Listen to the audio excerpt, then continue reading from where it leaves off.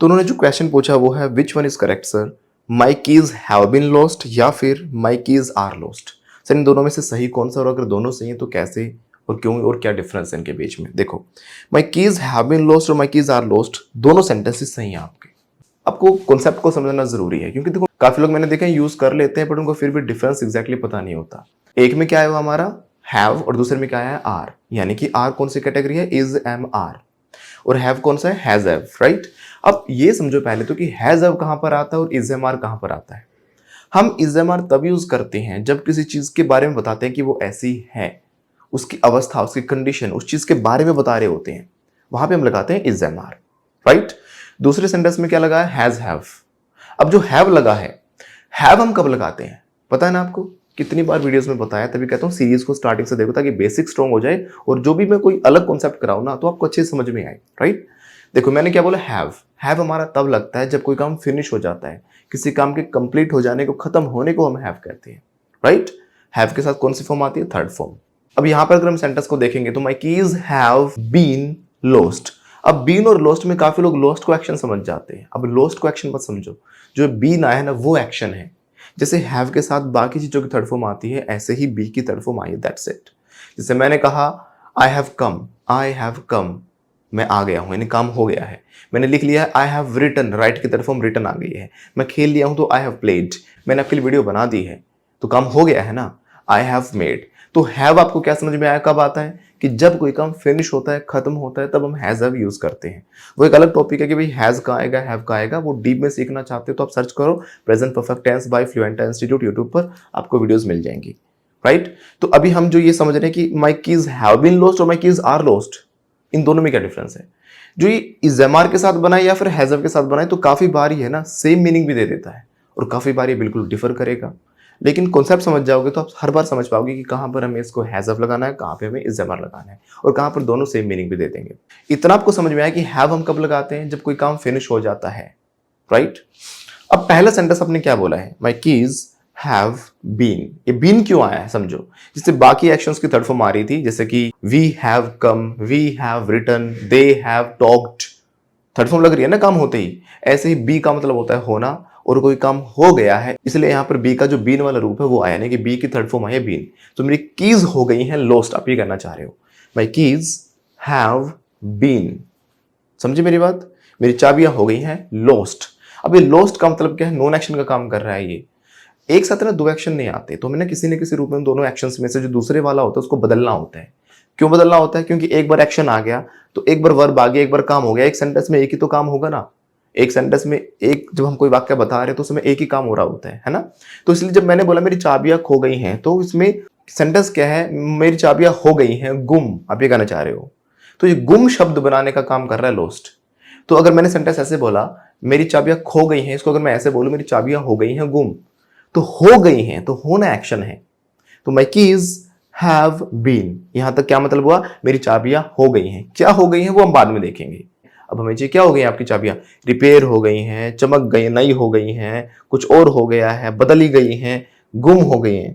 आप कहना चाह रहे हो गुम हो गई है। अब आपके पास गुम की इंग्लिश नहीं थी, तो गुम की इंग्लिश नहीं थी, आपके पास इंग्लिश थी लूज, राइट। इसका मतलब क्या होता है कि गुम हो जाना।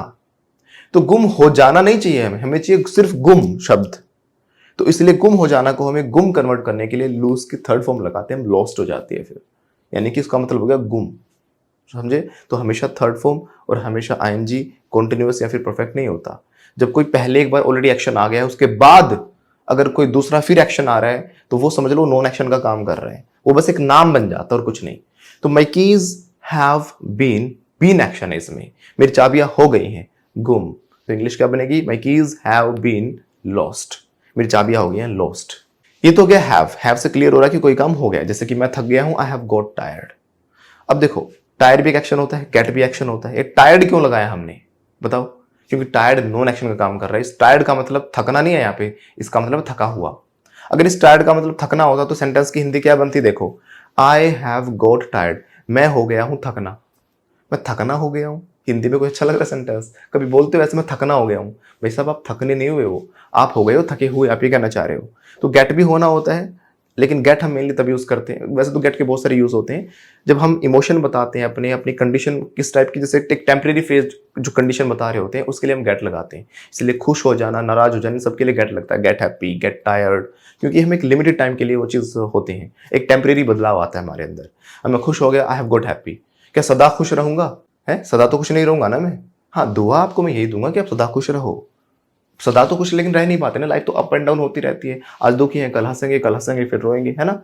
लेकिन दुआ मेरी क्या है? सदा खुश रहो ये दुआ है हमारी। क्या दुआ है मेरी? सदा खुश रहो ये दुआ है हमारी। समझे मेरी बात?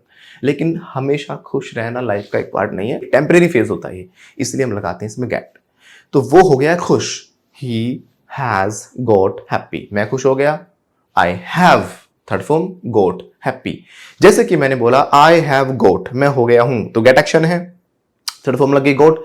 हैप्पी एक नॉन एक्शन है, बट इसमें हमने थर्ड फॉर्म क्यों नहीं लगाई? क्योंकि नॉन एक्शन की कोई थर्ड फॉर्म होती ही नहीं। हैप्पी का मतलब तो खुशी है ना, सिर्फ खुश, तो वो हो गया खुश, he has got happy, that's it. लेकिन अगर हैप्पी की जगह कोई एक्शन होता तो उसके हम थर्ड फॉर्म लगाते और वो भी एक नॉन एक्शन का काम करता। जैसे कि मैंने बोला भाई मैं थक गया हूं, तो मैं हो गया हूं टायर्ड। अब टायर्ड तो एक्शन होता है, इसलिए इसका थर्ड फॉर्म लगाया, तो एक नॉन एक्शन का काम कर रहा है। आई हैव गॉट टायर्ड, जैसे उसमें खुश था, I have got happy. Happy पहले से नॉन एक्शन था इसलिए एज इट इज रखा, लेकिन टायर एक एक्शन होता है, थक जाना, इसलिए हमने उसको टायर्ड करके नॉन एक्शन बना दिया। तो मैं हो गया हूं tired, I have got tired. तो गेट एक्शन है, टायर्ड नॉन एक्शन का काम कर रहा है, समझे। तो ऐसे ही आपकी चाबियां खो गई हैं, so your keys have been, been इसमें एक्शन का काम करेगा, लोस्ट नॉन एक्शन का काम करेगा, जिसका मतलब हो गया गुम, समझे। जैसे कि मैंने कहा उसकी हो गई शादी, ही हैज गॉट, वो हो गया है, क्या हो गया वो। अगर मैंने मैरी बोल दिया, मैरी का मतलब क्या होता है? शादी करना। मैंने अगर बोला ही हैज गॉट मैरी, वो हो गया है शादी करना, वो शादी करना हो गया है, तो सेंटेंस तो गलत हो गया ना आपका। ही हैज गॉट क्या हो गया है? वो शादीशुदा हो गया है, तो शादीशुदा की इंग्लिश बनाने के लिए मैरी नहीं मैरिड बोलेंगे, राइट। ही हैज गॉट, वो हो गया क्या? मैरिड हो गया है, तो मैरिड नॉन एक्शन का काम कर रहा है, दैट्स इट। तो ये लास्ट में आने वाली थर्ड फॉर्म, किसी एक्शन के बाद जो थर्ड फॉर्म आ रही है वो नॉन एक्शन का काम कर रही होती है, इतना याद रखना आप। वो सिर्फ एक नाम बन गया, दैट्स इट। तो उसकी हो गई शादी, ही हैज गॉट मैरिड। आप वाला सेंटेंस ले लेते हैं हम, उसकी चाबियां खो गई हैं, उसकी चाबियां हो गई हैं, हिज कीज हैव बीन हो गई हैं, तक बन गया सेंटेंस लॉस्ट, गुम। अगर हम इज़ेमार के साथ लॉस्ट लगा रहे हैं, अब इसमें भी वही लॉजिक काम करेगा। इसमें आपको पता है जो इज़ेमार है वो एक्शन है, कोई भी ना आपको बताता नहीं है, ना आज तक किसी स्कूल में बताया, ना किसी कॉलेज में बताया, ना किसी और टीचर ने बताया, वो कोई बताता ही नहीं कि जो इज़ेमार है वो एक्शन भी होता है। इज़ेमार की खासियत ये होती है, वो इज़ेमार एक्शन का काम भी करता है और हेल्पिंग एक्शन यानी कि वर्ब और हेल्पिंग वर्ब दोनों का काम करता है। तो जब हम सिंपल इज़ेमार लगाते हैं, वो इज़ेमार का मतलब क्या होता है? इज़ेमार का मतलब होता है कि कोई चीज है, मैं क्या हूं, मैं दीपक धर रहा हूं, है ना, तो मैं बोलूंगा आई एम, मैं हूं, तो एम इसमें एक्शन है, आई एम, एम एक्शन है, जैसे कि आई गो, आई प्ले, आई डांस, ऐसे ही आई एम। तो मैं हूं दीपक धर्रा, आई एम दीपक धर्रा। दीपक धर्रा एक नाम है यानी कि नॉन एक्शन है पहले से ही, तो I am Deepak Dharra, that's it. ये क्या है? ये वॉल है, this is a wall, right. वो क्या है? That is camera. मैं क्या हूं? I am an English language trainer, तो मैं हूं वो चीज, मैं खुश हूं, आई एम हैप्पी। तो यानी कि इज एम आर आपके उस चीज को बताता है कि वो चीज ऐसी है, दैट्स इट। हम जब कंडीशन बताते हैं तो भी हम इज एम आर लगाते हैं, यानी कि उस चीज की ऐसी कंडीशन है। ये बॉडी देख रहे हो आप, सॉलिड बॉडी है। कैसी बॉडी है? Solid body. This body is है सॉलिड, तो इज इसमें एक्शन है, तो इज एम आर भी हमारा एक्शन का काम करता है। मिन्ने बितर बन जाएगी तेरी सॉलिड बॉडी है, सुना है गाना। तो कैसी बॉडी आपकी? आपकी बॉडी तो सॉलिड है ना, योर बॉडी इज सॉलिड। तो कोई चीज कैसी है वो बताने के लिए हमें इज एम आर लगाना होता है। अब जो हम इज एम आर लगा रहे हैं, आपने एक चीज नोट की, इज एम आर के बाद इज एम आर तो एक्शन के रूप में आ गया, जो बाद में आ रहा है वो तो नॉन एक्शन है ना। जैसे मैंने कहा वो खुश है, तो ही इज एक्शन आ गया, हैप्पी वो है खुश, ठीक है। अच्छा जी, मैंने कहा वो है थका हुआ, तो ही इज टायर्ड बोलूंगा ना मैं, क्योंकि वो है थका हुआ। अब थके हुए की इंग्लिश नहीं है हमारे पास, थक जाने की इंग्लिश है, थकना होता है टायर। अगर मैंने ऐसे बोल दिया होता ही इज टायर, तो दो एक्शन आ गए इसमें, कौन कौन से? तो इज भी आ गया और टायर भी आ गया, और एक साथ दो एक्शन आ नहीं सकते, मैंने बताया था अभी। तो ही इज टायर नहीं होगा, ही इज टायर्ड होगा। वो अगर देखो, दोनों को मैं फिर से हिंदी बोलता हूं दोनों सेंटेंस की। अगर मैंने बोला एक तो ही इज टायर, इसका मतलब हो गया वो है थकना, ये सेंटेंस बना कुछ, भाई वो थकना है आज वो नहीं खेलेगा, मैं भी थकना हूं आज मैं नहीं खेलूंगा। मैं थकना नहीं हूं, मैं थका हुआ हूं। जो ये थका हुआ आपने कंडीशन, जैसे हिंदी में थकना का आपने थका हुआ किया, अब इंग्लिश में टायरा हुआ थोड़ी ना बोलेंगे हम, भाई वो तो आज टायरा हुआ है, इंग्लिश में वो टायर्ड बन जाता है। जैसे हम हिंदी में भी बदलाव कर रहे हैं वर्ब्स के अंदर, आपने देखा हो तो नॉन एक्शन बनाने के लिए। थक जाना एक एक्शन है, लेकिन मैं कहूंगा कि वो थक जाना है, नहीं ऐसे नहीं बोलते हम। हिंदी में क्या बोलते हैं, वो है थका हुआ। तो हिंदी में जैसे मैंने थका हुआ बोला, इंग्लिश में क्या बन जाएगा, वो टायर्ड बन जाएगा। तो हर बार थर्ड फॉर्म आने का मतलब एक्शन नहीं है वो, और काम खत्म हो गया नहीं है, वो उसकी अवस्था भी हो सकती है कि वो ऐसी है चीज। तो वो है ही इज टायर्ड, थका हुआ। तो इज एक्शन आ गया, टायर्ड नॉन एक्शन आ गया। जैसे कि मैंने कहा वो खुश है, तो ही इज हैप्पी। तो हैप्पी का तो मतलब ही पहले क्या है, खुश होया हुआ, यानी कि खुश। तो ये तो एक्शन था नहीं, इसलिए हमने डायरेक्ट बोल दिया ही इज हैप्पी। या तो कोई चीज एक्शन होगी या कोई चीज नॉन एक्शन होगी। अगर नॉन एक्शन होगी तो इज के बाद डायरेक्ट आ जाएगी, और अगर कोई चीज एक्शन यानी कि वर्ब, कोई काम, कोई क्रिया होगी तो उसका हम थर्ड फॉर्म लगा के उसका नॉन एक्शन बनाएंगे। जैसे कि मैंने कहा मैं खुश हूं, तो आई एम हैप्पी, कोई दिक्कत नहीं है, ठीक है। मैंने कहा मैं दीपक हूं, तो आई एम दीपक, कोई इशू नहीं है ना। मैं थका हुआ हूं, अब थकी हुई की इंग्लिश नहीं है, थक जाने की इंग्लिश है ना, थर्ड फॉर्म लगा दो, थका हुआ का काम करेगा। आई एम टायर्ड, यानी कि आई एम की जो सिंपल इजम के सिंपल सेंटेंस होते हैं वही सेंटेंस है ये भी, बस वो हमने उसमें एक्शन से नॉन एक्शन बनाया है, दैट्स इट, और कुछ नहीं है।